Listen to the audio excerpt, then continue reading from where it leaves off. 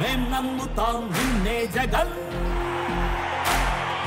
మా నమ్మకం నువ్వే జగన్ మేం నమ్ముతాం నిన్నే జగన్ నువ్వే జగన్ నువ్వే జగన్ మా నమ్మకం నువ్వే జగన్ నిన్నే జగన్ మేం నమ్ముతాం నిన్నే జగన్ నిన్నే జగన్ మేం నమ్ముతాం నిన్నే జగన్ నిన్నే జగన్ మేం నమ్ముతాం నిన్నే జగన్ ఏ నాటికి నమ్మాటికి నమ్ముకుంది నిన్నొకడిని మాత్రమే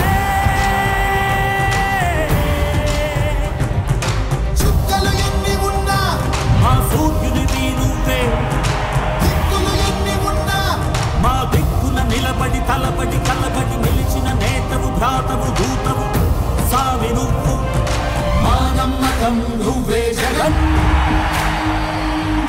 మేం నమ్ముతాం నిన్నే జగన్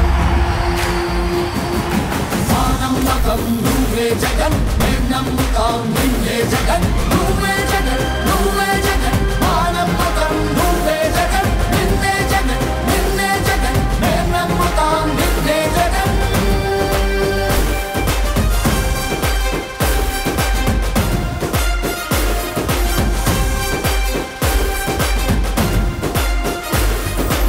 మా నమ్మకం నువ్వే జగన్ మేం నమ్ముతాం నిన్నే జగన్ మా నమ్మకం నువ్వే జగన్ ఉచిత పంటల బీమా తీసివేయడం దారుణమన్నారు వైఎస్ జగన్. ఏ రైతు దగ్గరకు ఎన్యూరేషన్ కోసం అధికారులు రాలేదు అన్నారు. కూటమి ప్రభుత్వం రైతుల పట్ల నిర్దయగా వ్యవహరిస్తోంది అన్నారు. రాష్ట్రానికి రైతే వెన్నెముక అని చంద్రబాబు గ్రహించాలి అన్నారు. రైతులకు న్యాయం జరగకపోతే పోరాటం తప్పదు అని హెచ్చరించారు. రైతుల తరపున వైఎస్ఆర్సీపీ పోరాటం చేస్తుంది అన్నారు వైఎస్ జగన్. కృష్ణా కలెక్టర్ ఇచ్చిన ప్రొసీడింగ్, ఈ ప్రొసీడింగ్స్లో కృష్ణా కలెక్టర్ ఏమంటాడు తెలుసా? 30వ తారీఖు తను ఈ ప్రొసీడింగ్స్ ఇస్తూ తను ఏమంటాడు, enumeration of crop damage and social audit, enumeration అయిపోవాలా, సోషల్ ఆడిట్ అయిపోవాలా, to be completed by 31st, అంటే ఒకరోజు. 30వ తేదీ ప్రొసీడింగ్స్ ఇస్తాడు, 31వ తారీఖు కల్లా సోషల్ ఆడిట్ అయిపోవాలా, ఎన్యూమరేషన్ అయిపోవాలంటాడు. అంటే దాని అర్థం ఏంది? ఎన్యూమరేషన్ అనేది ఎవడో కూడా పంట పొలాలకు వచ్చి చేసే కార్యక్రమం జరగదు. అసలు ఎన్యూమరేషన్ అంటే ఏమిటో తెలుసా? చంద్రబాబు నాయుడు గారిని అడగాలి ఫస్ట్ ఈ పాయింట్.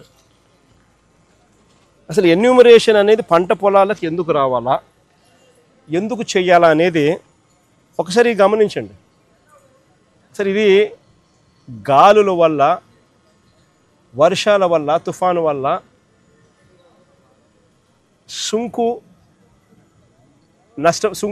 సుంకు విరిగిపోయిన ధాన్యం ఎన్యూమరేషన్ చేసేటప్పుడు ఏ అధికారి అయినా కూడా ఫస్ట్ పొలంలో అడుగు పెట్టాలి, పెట్టి చూడాలి సుంకు విరిగిపోయిందా, సుంకు విరిగిపోలేదా.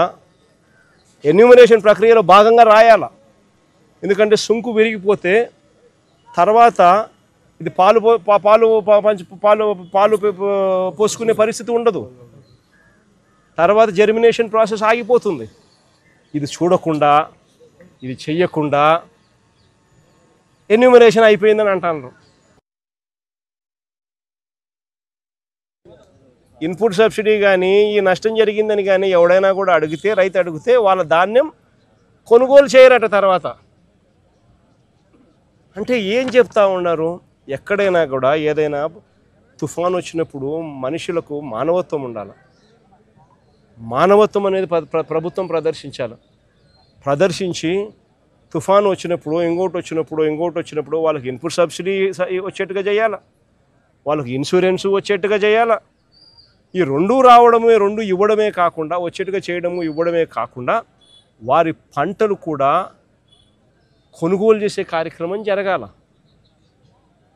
అలాంటిది అది ఇస్తే ఇదేమో, ఇది ఇస్తే అదేమో అని చెప్పి, అది మీరు కానీ అప్లికేషన్ పెడితే పంటలు మేము కొనుగోలు చేయము అని చెప్పి రైతులను బ్లాక్మెయిల్ చేస్తూ ఉన్నారు, రైతులను థ్రెటన్ చేస్తూ ఉన్నారు అని అంటే, రైతులను బెదిరిస్తూ ఉన్నారు అని అంటే నిజంగా ఎంత నిర్దాక్షిణ్యమైన ప్రభుత్వము, ఎంత నిర్దయ ప్రభుత్వం ఇది అని చెప్పడానికి ఇంతకన్నా వేరే నిదర్శనం కావాలని అడుగుతా ఉన్నా. ఆశ్చర్యం కలిగించే విషయాలు. ఈ ప్రభుత్వం అయితే అసలు ఈ క్రాప్ అనే ప్రక్రియ కూడా పూర్తిగా ఎగనామం పెట్టేసింది. ఈ క్రాప్ అనేది ఎగనామం పెట్టింది.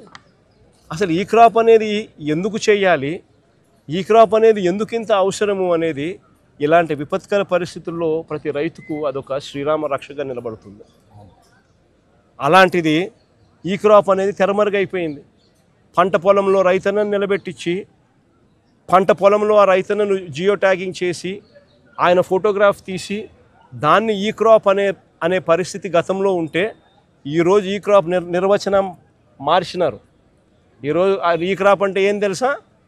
చేశామంటే చేశాం. తెలుగుదేశం వాళ్ళకైతే ఏకంగా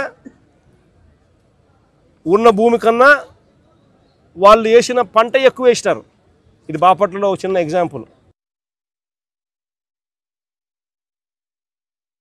విపత్కర పరిస్థితులు కనపడతా ఉన్నాయి. ఇంత విపత్కర పరిస్థితులు కనపడతా ఉంటే విపత్కర పరిస్థితులు జరిగిన రోజు ముఖ్యమంత్రి అనే వ్యక్తి ఏం చేస్తాడు? ఓ రోజు అట్టా చాపర్లో తిరుగుతాడు, ఓ చోట ఆగుతాడు, తర్వాత మొత్తం చాపర్లో తిరుగుతాడు, మరుసటి రోజు లండన్ పోతాడు. ఆయన కొడుకు ఇంకొక ఆయన ఆస్ట్రేలియా నుంచి వస్తాడు, వచ్చి మరుసటి రోజు ముంబైలో క్రికెట్ చూడడానికి పోతాడు. ఈడేమో మన రైతుల పరిస్థితి ఏమో ఏడవలేక కడుపులో బాధ ఉండి దాన్ని తట్టుకోలేక నవ్వు రాక ఇది పరిస్థితి వాళ్ళది. హయాంలో వాలంటీర్ల వ్యవస్థ ఉండేది. స్పెషల్ ఆఫీసర్లను వేసేవాళ్ళం. ప్రాణ నష్టం జరగకోకుండా ఖచ్చితమైన చర్యలు తీసుకోవాలని చెప్పి గట్టిగా చెప్పేవాళ్ళం. కలెక్టర్ల చేతుల్లో డబ్బులు పెట్టేవాళ్ళం. అన్ని రకాలుగా కలెక్టర్ల దగ్గర నుండి చూసుకోమని చెప్పేవాళ్ళం. ఎన్యూమరేషన్ తుఫాన్ అయిపోయిన వెంటనే ఎన్యూమరేషన్ వెంటనే జరిగేది. వారం రోజులు టైం ఇస్తున్నా, 10 రోజులు నేను టైం ఇస్తున్నా, తర్వాత నేనే వస్తా ముఖ్యమంత్రిగా. వచ్చి ఎక్కడికి వస్తున్నానో నేను చెప్పను, ఏదో ప్రాంతంలో తిరుగుతా. నేను తిరిగినప్పుడు కలెక్టర్ పనితీరు ఎలా ఉంది, పంట నష్టం గురించి ఎన్యూమరేషన్ ఎలా చేశారు, అన్ని సదుపాయాలు మీకు ఇచ్చినారా లేదా అని ఇలాంటి వివరాలు నేను ప్రజలను అడిగి తెలుసుకుంటా. ఏ ఒక్కరైనా కూడా కలెక్టర్ బాగా చేయలేదు అని అంటే మీ ఉద్యోగం పీకేస్తానని చెప్పి గట్టిగా చెప్పేవాళ్ళు. ఒక భయం ఉండేది. ఈరోజు ప్రభుత్వం చేస్తూ ఉన్న పనితీరు గాలికి ఎగిరిపోయేది. ప్రభుత్వం అన్నది ఈరోజు ఉందా లేదా అర్థం కాని పరిస్థితిలో రైతున్నాడు.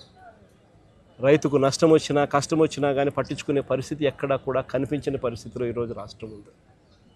నేను ఇవాళ చంద్రబాబు నాయుడు గట్టిగా చెప్తా ఉన్నా, ఎందుకు లెక్కలు తక్కువ చేసి చూపిస్తూ ఉన్నారు? 15 లక్షలు అని చెప్పి ఇంత పంట నష్టం జరిగిన పరిస్థితులు గతంలో ఎప్పుడు జరగలేదు అని చెప్పి ఆ రోజు మీ ఎల్లో మీడియాలోని పేపర్లు సైతం రాసినాయి. ఆ రోజు మీ ఎల్లో మీడియా సైతం మీ గజెట్ పేపర్ ఈనాడు కూడా రాసింది. మరి ఈరోజు ఎందుకు తగ్గించి రాస్తున్నారు?